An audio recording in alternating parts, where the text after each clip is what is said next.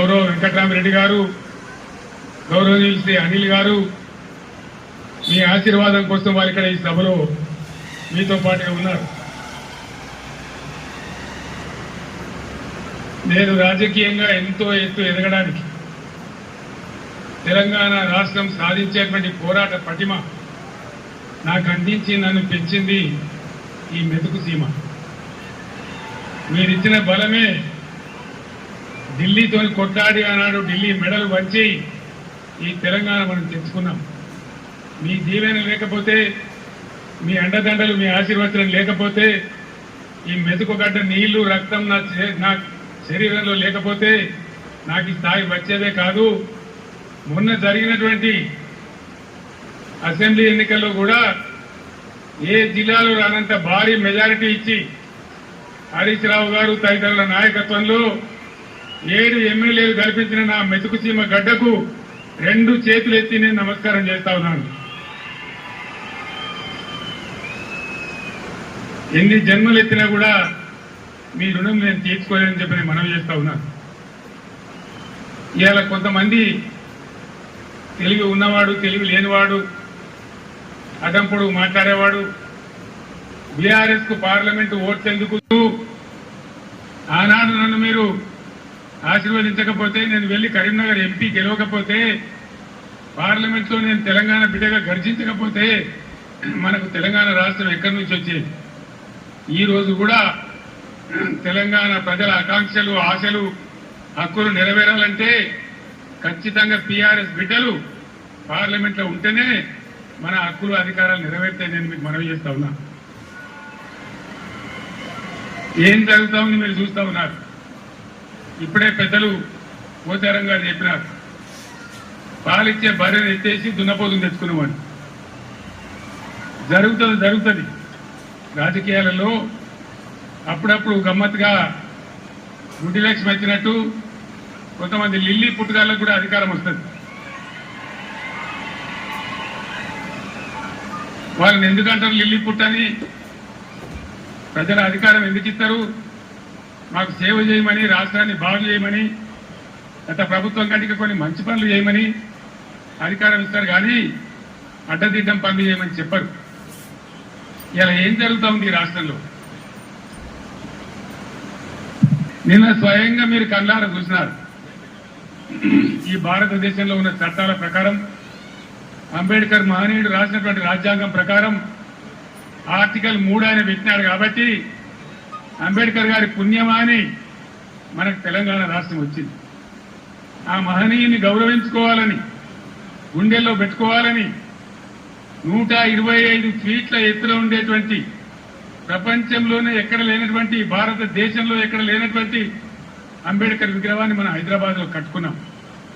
పోయిన సంవత్సరం మీరందరూ కూడా చాలా మంది వచ్చినారు, బ్రహ్మాండంగా దాన్ని ఆవిష్కరణ చేసుకున్నాం. కానీ నిన్న అంబేద్కర్ జయంతి, ఆ విగ్రహం పెట్టిన తర్వాత జరిగిన తొలి జయంతి, ఈ లిల్లీ పుట్టుగాల ప్రభుత్వం ఏం చేసింది? అక్కడికి గవర్నమెంట్ పోలే. ఆ మహనీయునంత హిమాలయ పర్వతం అంతా ఎత్తున్న విగ్రహానికి ఒక పువ్వు పెట్టలే, ఒక పూలమాల పెట్టలే, అంజలి ఘటించలే. అనేక రాష్ట్రాల నుంచి ప్రజలు వచ్చినారు చూడడానికి. వాళ్ళకి కనీసం మంచినీళ్ళు ఏర్పాటు చేయలే, గేట్లు బంద్ చేసి తాళాలు వేసినారు. దీన్ని ఏమంటారు? అహంకారమా? దండకావరమా? ఏమనుకోవాలి దీనికి?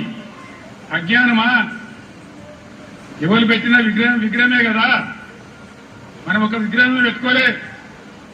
ఆయన పెట్టిన ఆర్టికల్ 3తోనే తెలంగాణ వచ్చింది కాబట్టి రాష్ట్ర సెక్రటేరియట్ కూడా, సచివాలయానికి కూడా అంబేద్కర్ మహనీయుని పేరే పెట్టుకున్నాం. విగ్రహం కాడికి పోలే. మరి ఆ సెక్రటేరియట్ ఎందుకు కూర్చుంటున్నారు? సిగ్గు లేకుండా కూర్చుంటున్నారా? అది కూడా అంబేద్కర్ పేరు మీదనే ఉన్నది కదా. యాదగిరి గుట్ట కూడా బీఆర్ఎస్ గవర్నమెంటే కట్టింది. మరి ఆడిపోయి ఎందుకు మొక్కుతున్నారు? ఎమ్మెల్యేలు ఉండే క్వార్టర్లు కూడా బీఆర్ఎస్ గవర్నమెంటే కట్టింది. గెలిచిన కాంగ్రెస్ ఎమ్మెల్యేలు దానిలో ఎందుకుంటున్నారు? అంటే అన్ని తీసేస్తారా?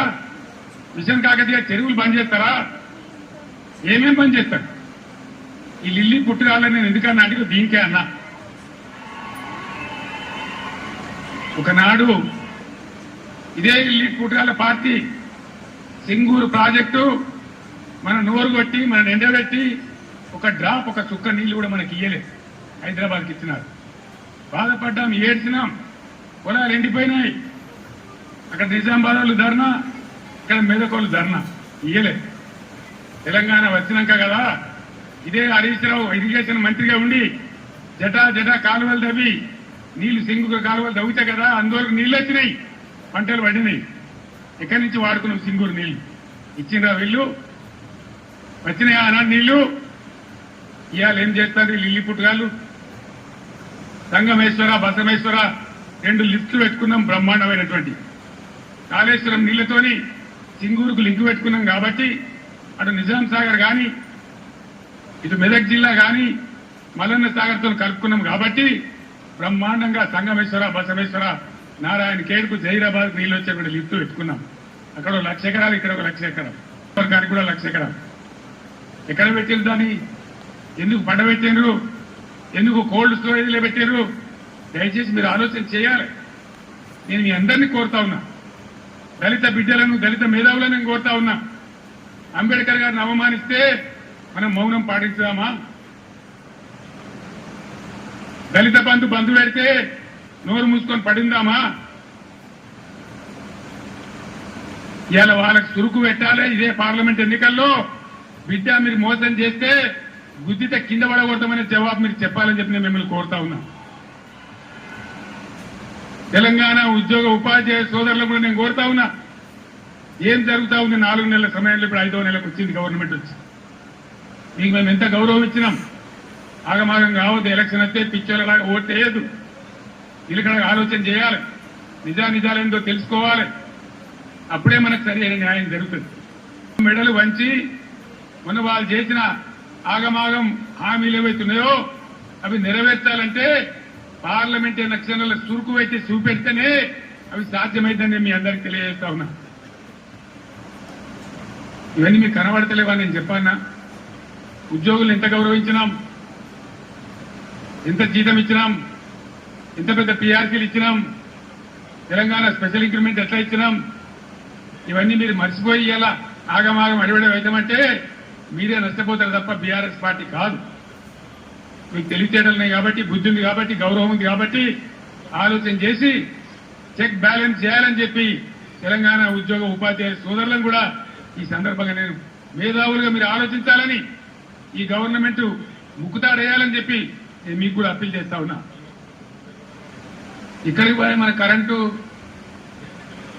9 ఏళ్ల కన్ను రేప కొట్టినంత సేపు అయినా కరెంటు పోయిందా? ఇవాళ పోతుందా? మరి ఇట్లే పోవన్నా ఉండాలి కదా. ఉండాలంటే పార్లమెంట్ ఎలక్షన్ లో బీఆర్ఎస్ గెలవాలి.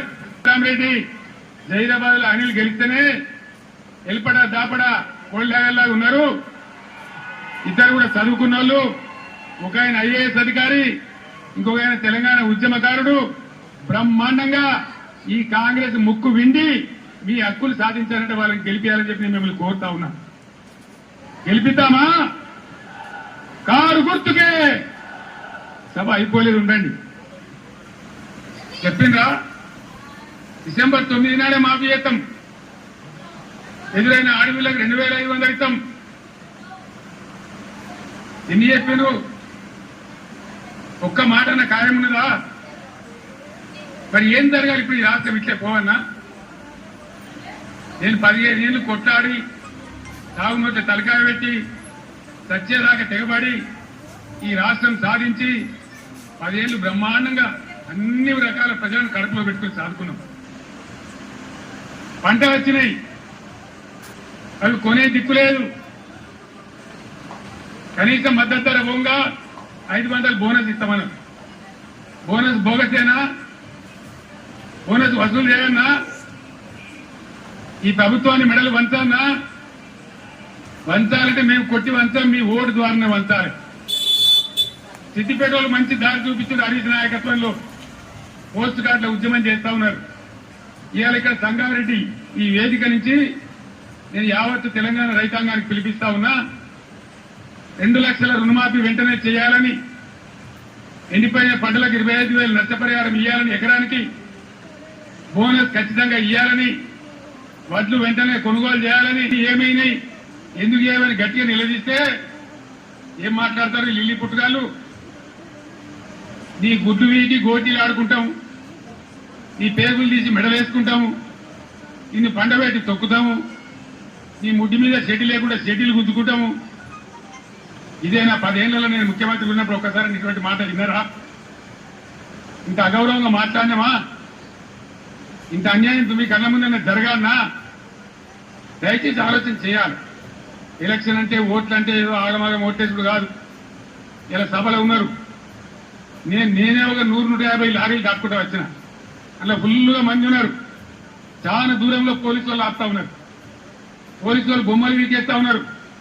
నేను పోలీసు మిత్రులకు మనవి చేస్తా ఉన్నా, మీ డ్యూటీ మీరు చేయండి. 10 ఏళ్ళు మేము కూడా గవర్నమెంట్ ఉన్నాం. అమాయకులను బెదిరియడం, కొట్టడం, బీఆర్ఎస్ ఫ్లెక్సీలు బికేయడం, ఇదా మీ పోలీస్ డ్యూటీ?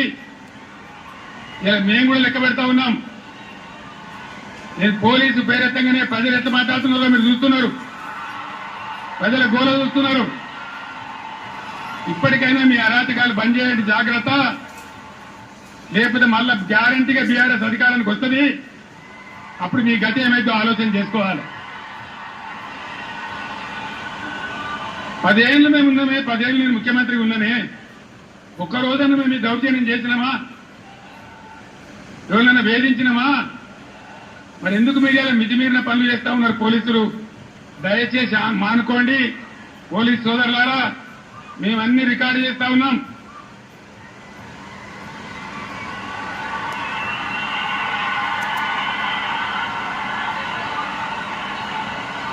ఈ ప్రజల స్పందన చూసైనా మీరు మారాలి.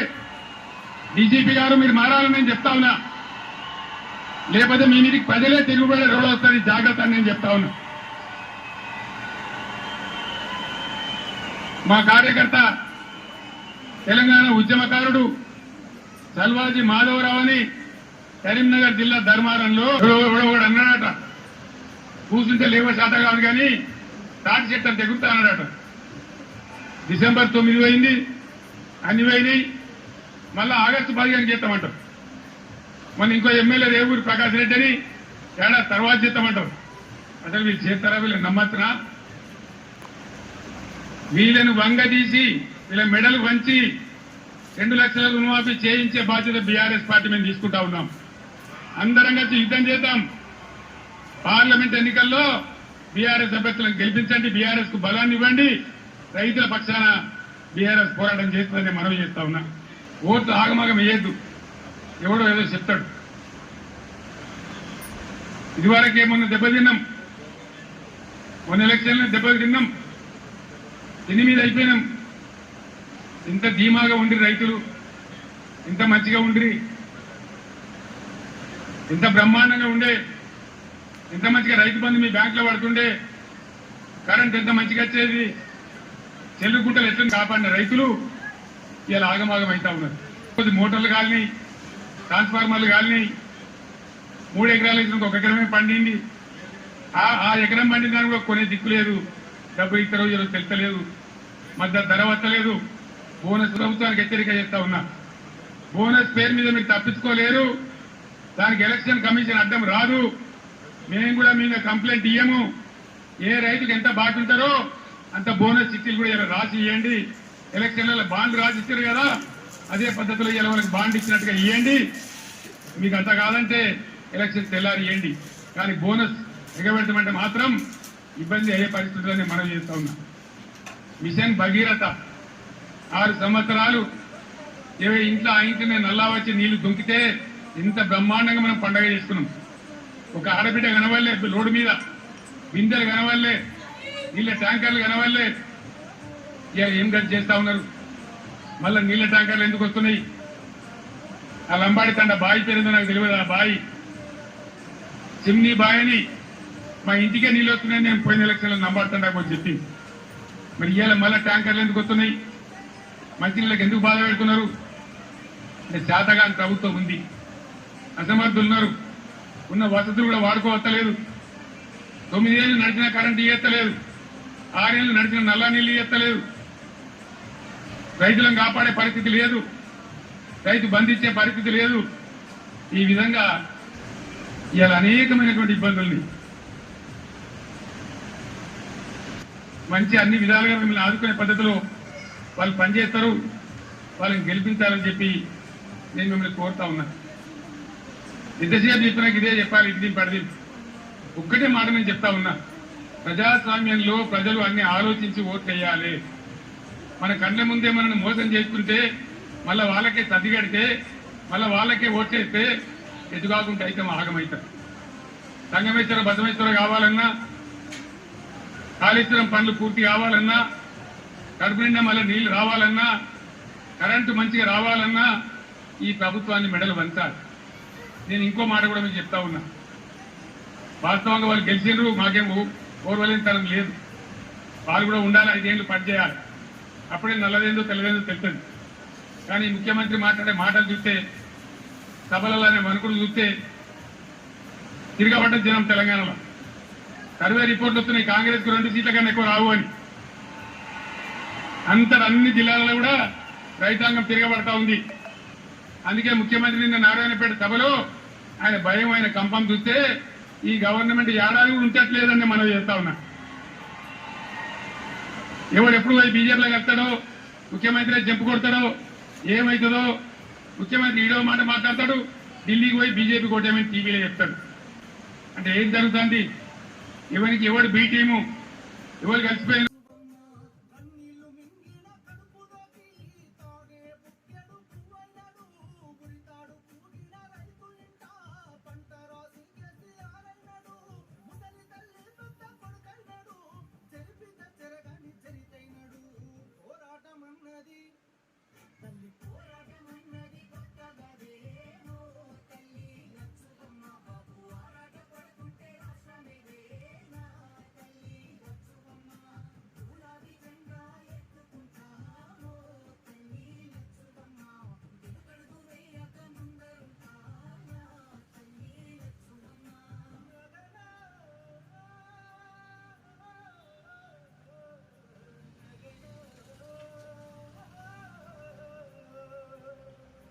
ఎందుకున్న చెరువు అడుగుతుందే ఓ తల్లి లచ్చువమ్మ, రైతు గుండె తల్లడిల్లుతుందే నా తల్లి లచ్చువమ్మ, ఉరితాడు కాగుండె ఊగుతుందే ఓ తల్లి లచ్చువమ్మ, ఎవ్వడు చేసిన పాపమిదిలే నా తల్లి లచ్చువమ్మ, తాగు సాగు నీళ్ళ కష్టకాలం కరువును తెచ్చింది రాజ్యం, కొట్లాడి తెచ్చుకు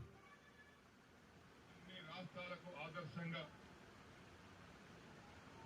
పేద సాధలను, రైతు బిడ్డలను, బడుగు బలగాల బిడ్డలను కడుపులో పెట్టుకొని కాపాడినటువంటి వ్యక్తి మన పార్టీ అధ్యక్షులు, తెలంగాణ తొలి ముఖ్యమంత్రి వర్యులు గౌరవనీయులు శ్రీ కల్వకుంట్ల చంద్రశేఖరరావు గారికి,